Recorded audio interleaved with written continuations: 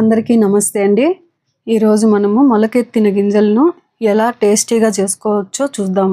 పెసలను ఒక రోజు ముందే నానబెట్టుకోవాలి. మరుసటి దినము ఇలాంటి వట్టి గుడ్డలో ఆ పెసలనేసి గట్టిగా గాలి పోకుండా మూటగట్టి ఒక గిన్నెలో వేసి మూత పెట్టేయాలి. ఒక 2 days తర్వాత ఇలా మొలకొచ్చింటాయి. ఒక బౌల్లో వాటర్ తీసుకొని ఒక్కసారి వాష్ చేయడం వల్ల స్మెల్ ఏం లేకుండా మనం తినడానికి బాగుంటుంది.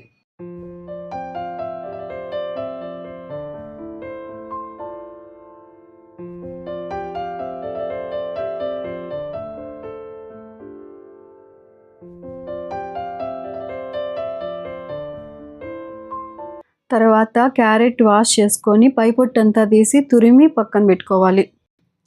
ఈ కాలం పిల్లలు ఫాస్ట్ ఫుడ్లకు అలవాటు పడిపోయి ఇలాంటి హెల్తీ ఫుడ్ని మర్చిపోతున్నారు.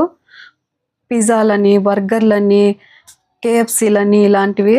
మా ఇంట్లో పిల్లలు కూడా ఇలాంటివి అలవాటు పడిపోయారు. అందుకే మేము ఇలాంటివి చేసి మేము తిని వాళ్ళకి పెట్టడం ద్వారా కొద్దిగా అన్న ఆ ఫాస్ట్ ఫుడ్ తినడం తగ్గిస్తారు.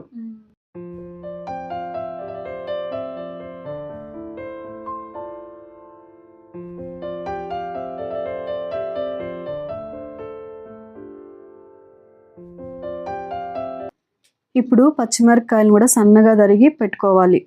తర్వాత పెనం పెట్టి 1 స్పూన్ ఆయిల్ వేసి సాసాలు వేసి చిట్లిన తర్వాత మిరపకాయలు కొద్దిగా సాల్ట్ వేసి వేయించి పక్కన పెట్టుకోవాలి.